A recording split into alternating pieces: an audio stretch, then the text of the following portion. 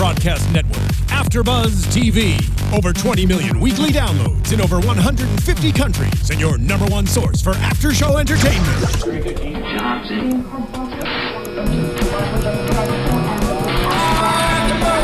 AfterBuzz TV, the destination for TV superfans, producing aftershows for over 300 of your favorite TV shows, interviewing celebrities and showrunners, and bringing you behind-the-scenes exclusives. All thanks to E! Entertainment's Maria Menounos, producer Kevin Undergaro, and internet leader Akamai. Now, let the buzz begin! Hey there, AfterBuzzers. Welcome back to AfterBuzz TV's Halt and Catch Fire After Show. Here we are, usually where Dave says that. My name is Isaac Johnson. My name is Isaac Johnson. You can follow me on Twitter at Isaac Johnson. And joining me is the illustrious... Thank you. David Abed. That's your name. You always forget my name during this show. I don't forget your name, Dave. I just like to let you say it. You like it when it comes out of my mouth. David Abed, yeah, well, God knows. Yes, find me on Go Blue Dave on Twitter. Our Twitter since last episode, I wouldn't say blowing up, but it's been more active than the whole rest of the season. Josh helped us out in that regard, I would think. Just having Josh's Don't know presence. what you're talking about, Dave. People tweet me all the time about the show. I get at least 94,000 tweets a week, but this week it was more. Okay, so, good to know. We 100,000. are breaking down, by the way, Season 2, Episode 9, Callie with a K. Also, if you head over to youtube.com, AfterBuzz TV, subscribe to the channel, like this video, leave us a comment, keep the conversation going. We'd love to talk to you. Dave, how'd you feel? Well, actually, first, tell us how your mother felt about this episode. She's been probably the most active person this entire season. As we know, our biggest fan. Hello, Mrs. Abed. Miss Abed. Her review of the episode was, wow, overload, still trying to comprehend what just happened to everyone. I think that was probably across the board. Yes. As always. How'd you feel? You know, a thought that I had halfway through the episode is it's like, so much craziness is happening now. It almost is hard to remember those first couple episodes where we were like, oh, you know, this season's kind of slow. We're trying to figure out what's going on. Now every episode is so jam-packed with character developments. Again, one of my favorite episodes. Yeah. I don't know that I thought it was going slow in the beginning. I thought it was building to something. Okay. Well, I called it slow. Okay. I'll stick by it. It's fine. It's good. It's part of probably not seeing the last season. I don't know. It could be. Could be that. It could be part of half of what America feels. We don't know. Tweet at me and let me know. We don't know. But, yeah, I dug this episode, as I like to say. That's how the people say it in, like, jazz clubs. Doug? Yeah, I dig this, that kind of thing. Never heard of it. Yeah, well, come visit the club with me I hear sometime. It's like, I can't. I don't want to show you off on my dance moves. Yeah, well, I like last episode them being about as low as you can go in limbo. It's kind of the point of that game. Yes. And then, really setting them in a place of, like, out of the frying pan into the fire, the halt and catch fire. You are analogy central in this little soliloquy you're giving us right now. I am, Dave. It's called a review. No, not too many people understand it, but go on. Yeah, but I like that, and so it's kind of like, wow, how the heck are they going to get out of this? I mean, they certainly can't go any lower, so it was exciting to see them bounce back a little bit as far as the company goes, because we certainly don't want them to take any lower, and we only got one more episode to go, so liked that a lot. Let's talk about Gordon. G-Man. Dude, where's Gordon's car, I guess is like what you could label this episode. Dude, where's Gordon's car? Right, yes. Dude, where's your car, Gordon? I was glad that the payoff on this episode was that this wasn't part of his disease. Yep. Because I was like, God, they're doubling down on this disease thing so much and so quickly. I was like, it's taken me, I'm like, why are they doing this to him? But when they said it was psychological, I was like, okay, that makes more, I like that better. Yeah, I like that better too. Most of him being completely alone, falling downstairs, looking up, calling out to no one that's there. It kind of is like could be some sort of analogy for where he is as a character, just completely alone, no one to help him, even injured. His brain is injured, but here his leg is injured. Yeah. And he's calling out to no one. I just felt really bad for the guy. I kept thinking, like, God, before cell phones, like, you fall in a stairwell and you're screwed. Like, you have to wait. So, definitely felt bad for him. I wonder sometimes how much did he do this to himself? Yeah, to some degree. You know? It's just weird where in the whole season started with he was on the top of the world. Yeah, money-wise. Sort of figuratively. Yes. I mean, he's still... Well, not literally on top of the world because he wouldn't breathe because he'd be in outer space. I know that, Dave. I'm just saying, like, in a sense that he had this sort of high position. Right. But it wasn't in any way fulfilling, like we've talked about before. Yeah. Also reminded me of an episode of Seinfeld where they spent a lot of time looking around a garage, which I'm going to tie that to Toby Huss because he was in an episode of Seinfeld, I guess. Yes. Yeah, pretty interesting stuff. Of course, like Dr. Semmel there gives, Donna the news. This wasn't part of what's regular going on. He's still in the same place. Hasn't gotten any worse, which at least is some good news for Gordon. But it has to do with paranoia, and then he asks her, has he ever exhibited this kind of behavior before? And he has. Last season, when they were going crazy trying to build the giant, he was out in the backyard trying to dig a hole to China or something to that effect. He probably heard one of your podcasts where you're like, I dig it, and he wanted to follow your lead. Nice, Dave. Yes, you're welcome. So he's back there doing that. So, and I could see that, I could read that on her face, which is a good, performance there by Kerry Bishé. Yes. But, it almost, in some ways, we kind of predicted, like, whether or not Gordon's going to tell her about his infidelity. That's what I'm saying. We got one more left. Yeah, what are you feeling now? I'm not really thinking it's going to... What was your prediction before? I forget. I thought that he would tell her, but I thought that she wouldn't tell him about the baby. But...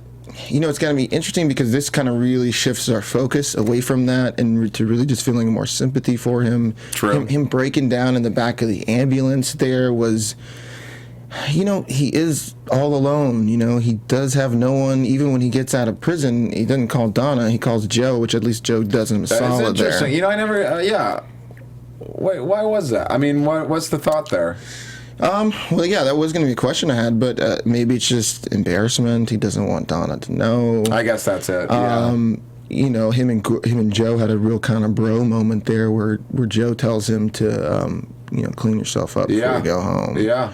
Before you go see your wife. And then Gordon says, go to California, man. Get out of here. Yeah. I mean, I don't know if Gordon knows exactly what happened with Mutiny, but he's certainly like, there's nothing for you here, man. Just get out of here. Like, let's all cut our ties from this business. I think maybe Gordon knows. I can't remember if he does or not, as far as what went down with Mutiny last episode. Can't remember. I don't remember either. I don't think they did a scene of it. You would think they share, but God only knows with that marriage. Yeah, I know. It's not the most solid. No. Well, we'll get into our at the end of the predictions what we think. They have some thoughts. Exactly. Yes. What did you think of him and Joe talking there for a minute? The bro moment. Right. I mean, I guess I didn't have that many deep thoughts about it. I mean, it's like, it's a season that they keep trying to have Joe mend kind of the bridges. And I feel like each time these guys have a scene, I don't know about you, but I do like pull for them to kind of they're never going to be best friends, but like now that we know they're both coming from good places, generally you kind of want them to see like a bond there. Yeah, bond. Well, I mean, Joe did call him in to do the work because he knew he was the best man for the job. Right. So that's solid. This has been going. We also got him, Gordon, looking to investigating JGL there. Right. Which his cover name is Jim Clark. Right. Real covert there, Gordon. Covert. It's Jim Clark, PI. Yes, that's the name I use every time I have a PI. You're like, Dave Abed is my twin brother. Right. I'm Jim Abed. I'm Jim Abed, which is my uncle, so they could find me pretty easily.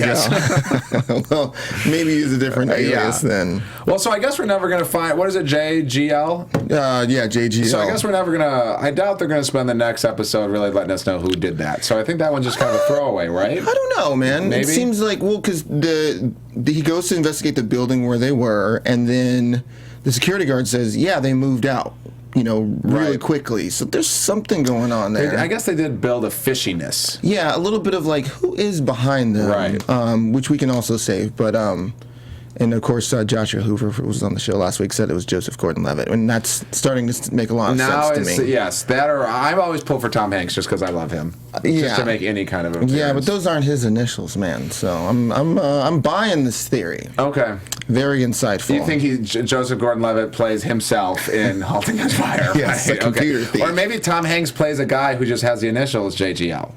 Wouldn't it be great to see Tom Hanks on the show? I'm just saying that would definitely secure a third season. It may be.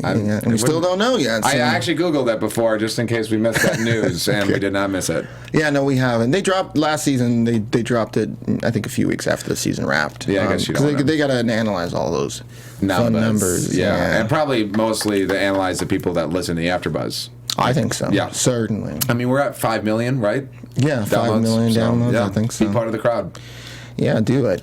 So Donna, we had her in the hospital room there with Gordon, telling him we think he's going to stay. But more largely, she confronts Jesse. Yes. Who is just about as smug as could be. You know, he's in the catbird seat a little bit there. Yeah, I like the back and forth with him. I like the back and forth. I thought, I don't know, the reason, I was like, why, what good could Jesse have to meet with this woman? He was like, oh, you know, I thought I'd lend out a hand to a former client. I don't know. I thought that was a little weak. I was like, unless he just wants to do it to gloat, which makes his character even more detestable. I would buy a bit of that. Yeah. And maybe a slight bit of just, let me see what they really know. Do they really have a grounds to come after us? You know, he does a great job at discouraging her. He plays a real good dick, you know. Right. We're going to leave all the jokes out. Yeah, I thought I was going to set you up there, Dave. I'm surprised. It's because I had like a real thought. I didn't expect you to say that, so I got thrown off. I thought I was swimming in your water there. You were. The dick water. Right. We can share it together. No, you wouldn't let me down. Well, shoot. About Jesse? Sorry. Jesse and... Donna. Okay. So I asked you... The idea that they can't sue is just that they never. So the idea is they have proprietary on like some of their algorithms, but they don't think that they can build enough of a case on that to sue. Well, I wonder if they can. He seems to be discouraging her that, but it would seem that if they have a specific, because he name checks a couple of other companies. Right. But if she's like, there's a specific way that we wrote the code. I wonder. I mean, obviously neither one of us are a lawyer, but I wonder how that would fall under intellectual property, or maybe there's no precedent for that at this point. And it just seems like a baby going against a giant. You know, like they could probably spend them out of a court case. Yeah, as well. And that's the confidence that he has in the scene there. And because he was in Pitch Perfect, so he's always going to have more confidence than the other actors. Yeah, still haven't seen that movie. Right. But yeah, it was interesting to see them go back and forth there, like seeing Donna hold her ground there with him, and then more importantly, for her to be like, or she says like, where's Joe at, or something like that, and for him to say, well, what do you think? What makes you think Joe had anything to do with this? Yes. Which I like giving him a little bit of a reprieve there because, man, he really didn't have anything to do with it, and he tried to get them out of there. Well, we needed that story-wise, I think. Like, we don't like watching them think that Joe did it when we know he didn't. You know, so it's like we needed that to come out. So I was glad in that, and that everybody, you know, because earlier episodes, I feel like later in the season, people are getting better at like cutting the chase and believing each other. Because I feel like earlier episodes, maybe it would take three different episodes to start believing Joe, and in this one, it just took one. It took that word, and then they started believing him again. Which I was like, good. We're moving the story along quickly here. Yeah, because he really has moved forward. He's still. We'll talk about it later. But so they go and have the meeting with Funtime. They've kind of fixed Extract and Defend, or not fixed it, but they finished it.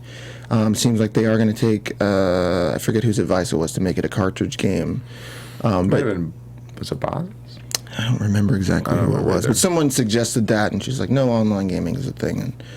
And either way... This is pretty much the only way for them to not completely die as a company. Yeah. Because they can't get back into the network there. They're going to have to start all over again, and they at least need some startup money. So they go to Funtime. They have the meeting. Well, and let's talk about how they get crapped on. Their meeting is in storage room, basically. You guys are in this room today. With the guys that all... I mean, that was a great little add-on, just like having those guys get them coffee, like the boss's coffee. Like, let me show you how low status you are. I really liked that, yeah. Because before that I was kind of like, I do kind of wonder, like, oh, maybe these are just like the young dudes that take all the meetings. But that line just really showed, like, oh, these are like the peons. And you saw the look in the guy's face, like, not now. Right. I'm in the middle of my meeting. Yeah. I'll be right back. I'll be right back. This, we all have to just grabbing some coffee. We're good buds. Right. And that girl, like, one, very pretty, and two, like, she had like a great personal, like, she had like almost like a series regular essence to her. I thought she had a couple scenes. I just thought she was very strong. They both did a solid job on their scenes there. So then, obviously, Boz says we're being BS'd, and is this what you want to bounce into? Yeah. Well, he sees it happening there, and he knows exactly what to do. Yeah, that's been his kind of role throughout this whole season. It's perfect for him. Yeah. Well, and he's a real authority. I mean, the other guys at the desk obviously aren't as old as he is, but he can go in there with some authority. And there was a little bit of him, like, talking about their territory and the map, where I was like, is he kind of threatening to, like, sort of, like, say that maybe what they're doing isn't 100% honest? Were you getting any of that? Well, help me. I'm not even understand if I'm 100% clear on what his whole point was. Well, and I think that's purposeful, though, because he had about 100 colloquialisms in there that were like backwoods, frontwoods, all over the place, where it was just like, he either really knows what he's talking about, or he realizes that his sort of country, every man kind of thing, that he knew that if he talked fast enough and threw a lot of that stuff at them, he was really just gonna kind of bait and switch them, and be like, it just seemed like he was trying to prove that he was smarter than them, right? And then at the same time, just sort of like a little bit of smoke and mirrors, and then be like, what are we talking about here? Yeah, because it seemed like it had something to do with don't go all the way with Japanese companies. That's like the only don't outsource as much or something. But I'm glad you didn't understand either, because I was like, I think I missed it. No, I mean, that's what I got. I think he was trying to just sort of like, check out this hand over here, don't see what I'm doing, do we have a deal? That's what I got from it. Or it was so brilliant. We missed it. Yeah, which I guess wouldn't have to be that brilliant for me to miss it. Right. But that is true. Yeah. And now, no point in saying this for predictions. Now, is the new job that place? Oh, I don't think so. You don't think so? No, I don't think so. I kind of got the feeling that he's maybe done in the tech world. He has that conversation with Cameron at the end where he's... Well, you said that, which you noticed before we started, that he kind of almost went and quit. Yeah. And then later he does quit. And, he's like, I've got, 5-10 years left. I mean, basically, he's getting too old for this stuff. Yeah, it's a young man's game. Yeah. Which has been the theme of this whole season. Mm-hmm. I don't know. I kind of think that it would be more fun if he got a job in some kind of throwback to another episode where we saw him teasing into somewhere. Maybe. Yeah, I think that would be cool. Yeah. I mean, unless they just throw in a scene of him in a completely new place to set him up for next season. Yeah. Well, I like them bringing it back to his family, too. We had a, sort of bigger check-in with him at the beginning. We had his son in the last episode. Maybe that kind of jogged his memory. Like, what am I doing here? Yep. And how am I... I mean, I guess his family's probably not going to come back together, but how am I going to keep some semblance of being there for them? I mean, nobody's making money here at Mutiny anyway, so, he's got bigger priorities. And at his age, which, I don't know how old he is, but he's... You and him are probably around the same age. Yeah, I think so. Yeah, around 29. 53. Yeah. Okay. Yeah, there you go, Dave. Right? But I got to imagine that, what he says is like 5 to 10 years away from, like... probably retirement or something like that. So I like them going back there with him, and just seeing him really just kind of hustle those guys. I think that's what it was. Yeah, and then do you want to talk about the scene that he quit? Yeah. Mm-hmm. That scene. To me, I was like, it almost happened a little abruptly. Like, I thought he would be more coddle. I mean, he's been like her father figure this whole season, and he kind of was like, look, I gotta go. I'm gonna touch your leg, and I'm gonna say, talk to you soon. Like, right? Is he maybe a little almost? I don't know what other way he could have done it. I guess. I guess it doesn't mean that he can't be there for her personally still. Right, but I mean, he must know that this is going to kill her. I mean, that's the guy that she looked up to there. Yeah, but maybe, who knows, maybe in some way that's a bit of a parenting technique. Like, you're growing up, I can't come in here and save you every time. Is that in the books that you're reading right now? Do you want to share some news? No, I don't, Dave. Okay. No, I don't. But, like, maybe it is a bit of that, like, you are grown, I can't come in here and save you every time. That was the last time that he really did save their bacon. They sold the game for $50,000, which is a bunch of money. Well, I guess. I mean, you think of $50,000 now and you're thinking, that's not going to get payroll for all those people, but it's just it would be back then. Yeah. It would be enough money to at least save them. They can start up on a new network. I feel like the shows should do when they are back in the, what am I saying? Shows that are period pieces. Yeah. When they say a dollar amount, they should flash a number at the bottom that shows you how much it would be worth now. Inflation. Yeah, so you can be like, whoa. Yeah. I get it, because there's nothing like Google. I guess you got to do the homework yourself, Yeah, Dave. we're not going to do that. Well, let's take a quick little break here to talk about iTunes. Folks, head over to iTunes. Give us a rating and review on our after show here. AfterBuzz TV has over 100 hours of content every week for after shows. If you like talking about TV and you like watching TV, this is the place to come. Yes. And talk about it too, and listen to two guys go back and forth. One of us is the funny one. I won't tell you who. He's the white guy. That's what you'd like to think, Dave. But anyhow, head over there, give us a rating and review. 5 stars if you really like us. If you want to give us anything less than 5 stars, if you don't like the show, maybe you're lying to yourself a little bit, because 9 episodes in, I think you like us more than you're willing to admit. Yeah, unless this show is called True Detective, because I'm just saying. However many episodes into that, and I hate it. I haven't finished it yet. At least the first season. But the first season. Yeah, I haven't finished it yet. You're fine. Anyway, this is not a True Detective review. Head over there, give us a rating review. We'd really appreciate it. Helps keep the lights on here, helps us get sponsors, and wonderful guests like Joshua Hoover and last send week. us gifts for our final season, our final show next week. We may not ask for any compensation. But I don't want compensation. Maybe like some McMillans. Okay, sure. Okay? Sure. Just in case. We'll also give you a shout out on the show, and we got a shout out from a wonderful person that gave us a review. This says Halt and Catch Fire. 5 stars. Thank you so much. Nice. From Bilbo Watson. Bilbo, my man. Now, Dave, what is this a combination of? Do you know Bilbo and Watson?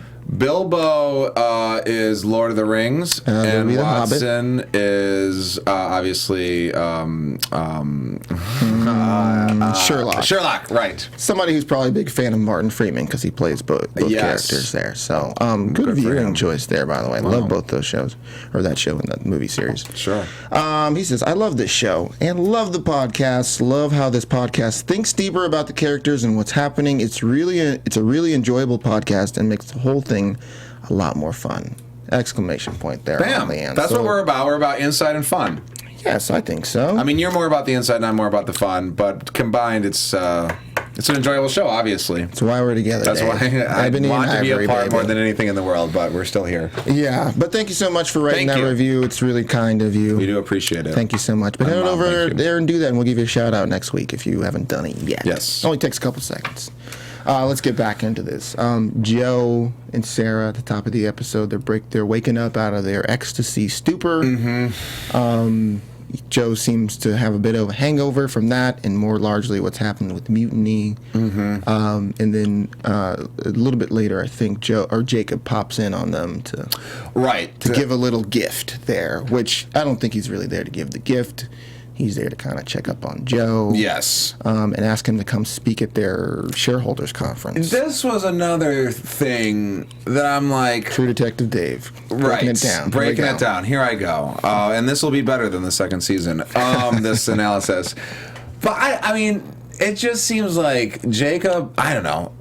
Jacob knows that Joe's probably a little upset and that he might have gone by his back. And now he's saying, come, I'm going to trust you to speak in front of every journalist and, like, mover and shaker in the industry. And Joe's even threatening that I may ruin everything. And he's just like, hey, don't hold a grudge. We'll be buds. See ya. And then he gives that whole monologue about my grandkids are going to know you as the white-haired guy that we see on Christmas. Like, doesn't it? I don't know. Well, this is my favorite scene in the episode. That was your favorite scene in the car? Yeah, well, that and just seeing them face off. One, I think Jacob knows that he needs Joe. He recognizes talent. Joe is a talented guy, and also he's a good speaker. He realizes that. He's convinced him of many things. And I don't know that they have anyone else who can convince the shareholders like Joe could. That's my guess. I mean, Jesse had that whole scene last week that was like very speaking. He doesn't have the people skills that Joe does, I don't think, or at least the social skills. I mean, I don't know, he's just way too smug in my opinion. I mean, maybe they want someone older too, a little bit. Yeah, people can trust someone like that, but I think that Jacob comes over there to gloat. That's kind of who he is. Yeah, and I liked Joe. I mean, Joe, he doesn't hide his emotions. Like, he answers the door and he's like, F you. Pissed. Yeah, F you, and I'm not even speaking to you. And he should be, because that's the character arc that we've had for him over the season true here. To his character, yes. I like it because, and then I like him coming clean to him, saying like, yeah, I tipped him off. That was me. Right. And then after they're having their back and forth, and Jacob being like, you're not going to do that. You'll never get a job again. You know what? Let me throw you one more bone. But I think that's kind of like a thing where, like, look, you can come here and get a job in front of people. You need to be in front of people that can maybe set you up. But I think ultimately he really needs Joe to do that. So he's trying to... I mean, would you do that, though? A guy that said all that stuff, would you still invite him to speak in front of everybody? I mean, well, I don't know. They're alike in a lot of ways, man. So I think... Well, Sarah drives that point home at the end of the scene. Yeah, so, like, I think that he just thinks he can manipulate Joe, and he wants to win. He wants to best him. Yeah. Which is maybe partially why they stole the whole mutiny thing there. But I really like Joe hitting him where he lives with the grandchildren thing. Right. That was harsh. It was really harsh, and, man, it was effective, man. Seeing him... I can't win this in talking about the business. Right. I'm not going to appeal to you morally to let you help you realize that you've done a bad thing here that you didn't have to do. It's not like you need the money or something. Right. But to be like, you know what? I know the thing you really want. Ultimately, you really want your daughter to be happy, and you know what? You're not going to be a part of her life or her grandchildren's life or your grandchildren's life, and you know what? They're just going to know you as that stranger. It was like, ooh, and then, got him. And then Jacob's just like, see you tomorrow. And I'll see you there, is what he says, because he can't admit that he's been defeated there, but it was a knockout blow, to me anyway. I mean, yeah. I mean, again, it just doubles down on my original questioning about that, but maybe it just shows that Jacob's able to separate business and personal feelings, which I think maybe he did say in another episode. So it really shows us who he is, but obviously it went all wrong. He should listen to me. He should listen to this podcast. Yeah, James Cromwell, see you next week. Yeah. So where are we at with Joe then? Well, of course. So I guess we got to go to the conference. Yeah, the conference. Or, well, actually, the meeting with Cameron. Yeah. Mm-hmm. So that was kind of a hot scene. And then we forgot to give the shout out of Cameron in her panties earlier in the. We're gonna get to Cameron. Okay, good, Cameron. Okay, don't worry. Sexy scene. Like I got the feeling that they were gonna kiss in that scene, like from the moment he walked in. Mm-hmm. I just saw it in her eyes, and I saw it in his eyes. Yeah, I didn't want it to happen personally. You vocalized that while we watched the episode. I didn't want it to happen. You're very vocal. Yeah, I'm a vocal watcher, especially during kissing. Yeah, man. I didn't want it to happen. I don't know. I mean, I'm not saying it's bad writing or anything like that, but I just want them both to move on. I mean, I do like them. I do like them kind of together, but and maybe it's just more of a personal thing. The guy's married, and I'm like, don't do that, man. Right. But why would... I mean, Cameron finds out that, it wasn't Joe. That news gets back to her, which is good because it sort of vindicates him a little more, like we said. But why do we think that Cameron all of a sudden is just kind of warm to him there? It was a jump. I mean, I did think about, I started thinking about the other episodes, and I thought, I don't know if I ever saw many hints. I mean, it makes you think the whole season when she's been saying how much she loves Joe, she's really been saying, I hate loves Tom. Loves Tom, hates Joe. But she really didn't say love. She won't use those words. Yes, obviously. But that, the whole time she was just kind of covering up that she was still in love with him this whole time. I mean, that's what we have to infer, basically. Yeah, well, I mean, they had a relationship last season. Right. I mean, it was a complicated one, but in some ways they were compatible. but maybe that's a thing where, people date the same kind of person, even if they're bad for them, they can't kind of escape them. I can't remember specifically what she said about it. There was some line in there about that she said to him about, like, why do we think we keep sort of intervening? Yeah, like, why are we, we've spent this last year thinking the only thing that would work is if we took our separate paths and our separate dreams, but what if they were together? We keep coming back But together. I think you can't talk, we might as well start kind of bringing these characters together a little bit, but I don't think you can look at that scene without looking at the one with Tom and her relationship with him and thinking that, like, obviously this man, I think, this would be my analysis, when Tom says, I love you, that knocked something loose in her that said, you know what, who I love? I freaking love Joe. Because that's... Yeah.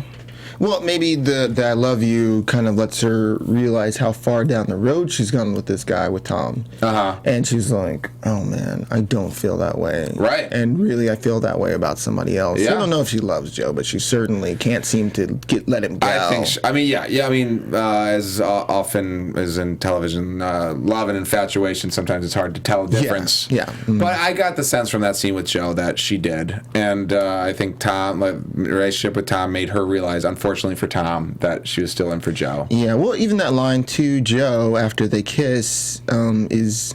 You can do whatever you want. Yeah, you're Joe MacMillan. You can do whatever you want. Take me right here. I did maybe think they were going to have sex right there. I was like, don't, please don't. Your pants were down at that point. You're like, I hope they have sex. Yeah, it's just because I'm missing the top button on my shorts. Right, you gained some weight. Yeah, thank you. Right, and you fit as a fiddle. Yeah. ABC Showcase. So yes, they kiss. We both were like, Joe's gonna go down that road, and then he stays strong, and she's a little surprised and devastated by that. Yeah. Do you think that? I think her feelings are genuine towards Joe, and I think she really did miss him. Do you think any of this had to do with her dropping off that floppy disk, by the way? Nice to get that little call back there. Yes. Like, what is that in her hand? Right. I remember is that days. a coaster of some kind? Oh, it's a Right. floppy disk. Do you think any of this had anything to do with her giving that to him? Because obviously that's what sets up their whole system. What does the thing say? You're redirecting multiple users, simultaneous users detected. Do we think that... I mean, obviously she went there to do that, but do we think her coming on to Joe has anything to do with that?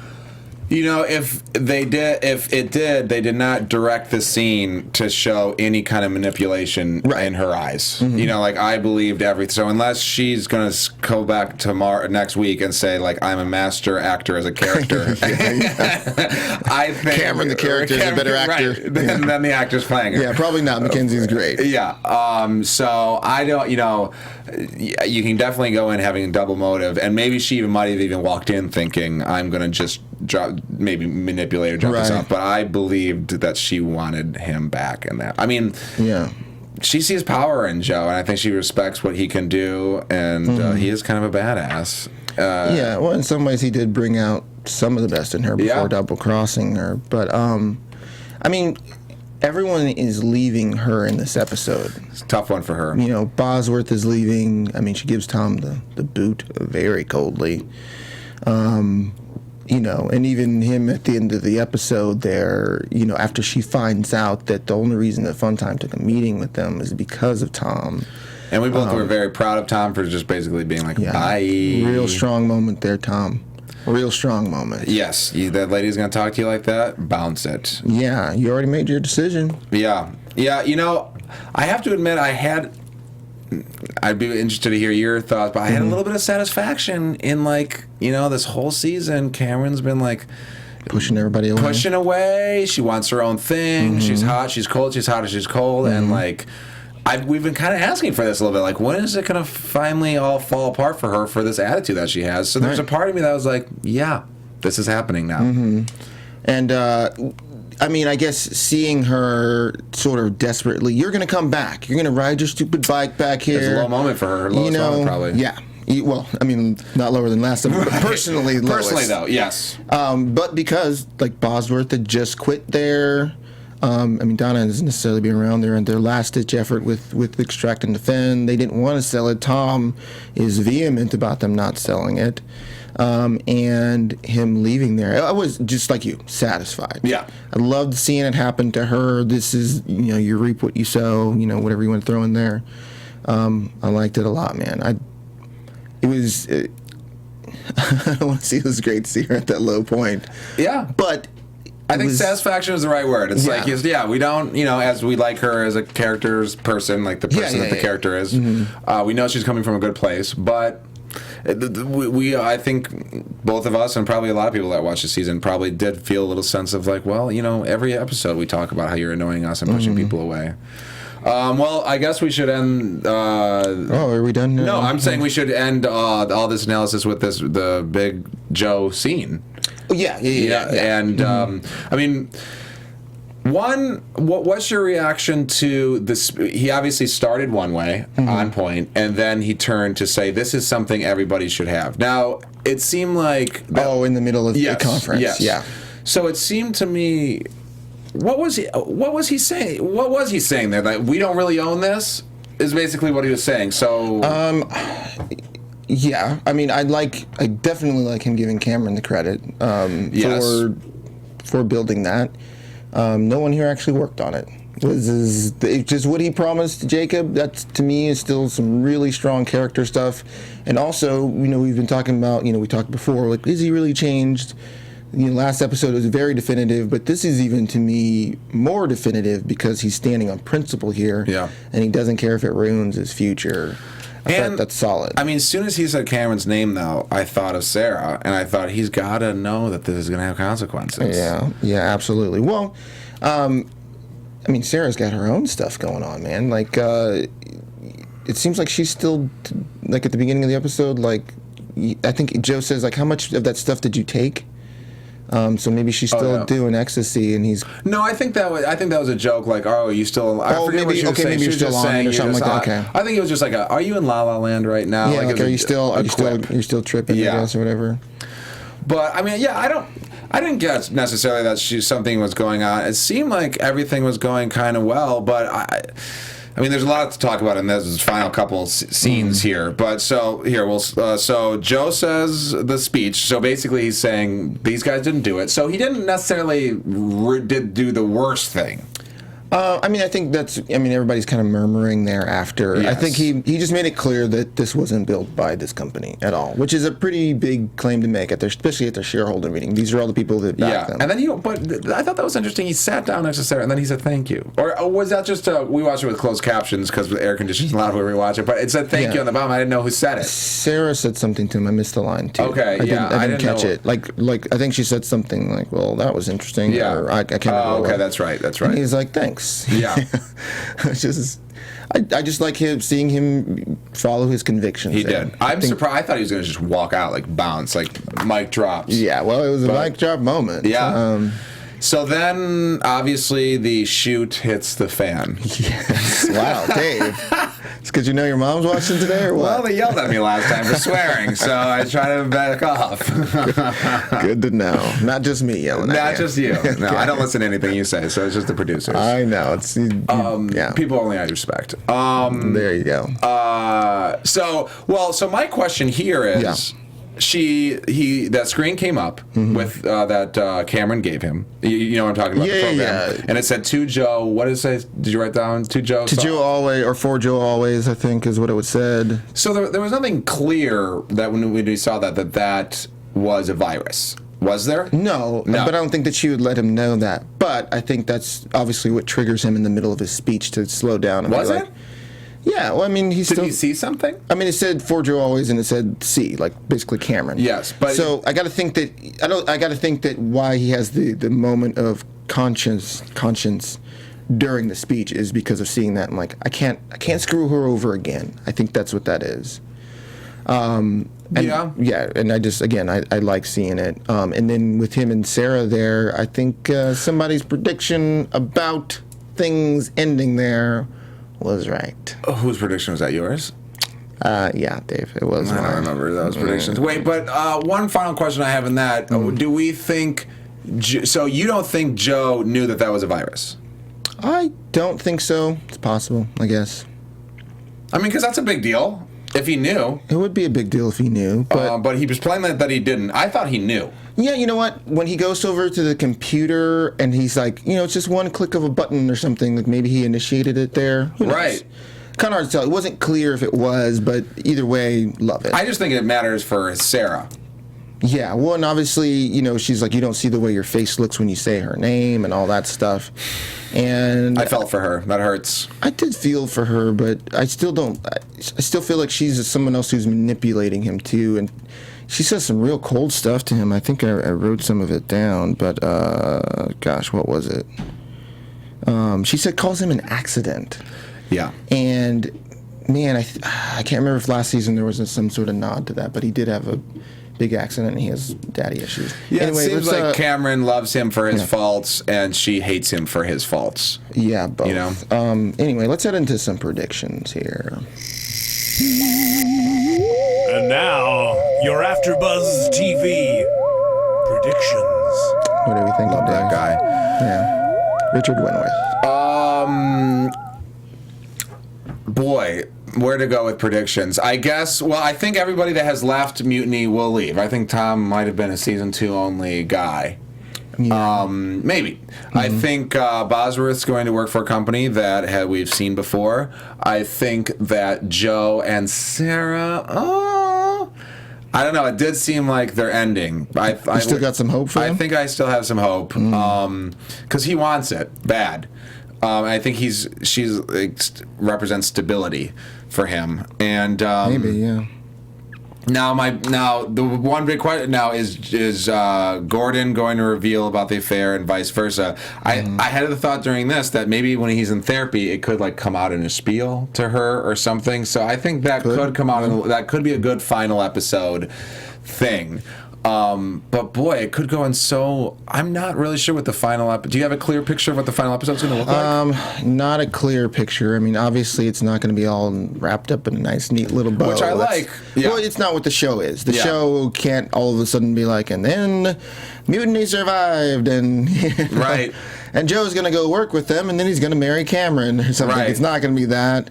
It's kind of hard to tell. The only thought I had was just like, who's behind JGL, other than obviously Tom Hanks, like we talked about. Yes.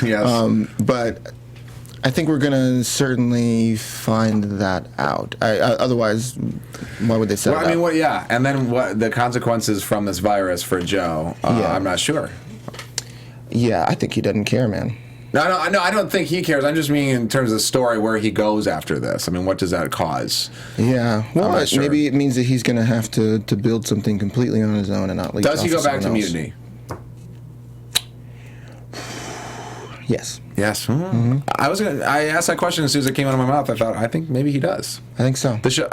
I enjoyed the show better when he's part of that group. So that would keep me watching. Yeah, lead base, man. You got to have them all on there. Yeah. Anyhow, do you want to plug our guest for next week? No, we'll leave keep it that as a a surprise, mystery. just in case they cancel. You never know.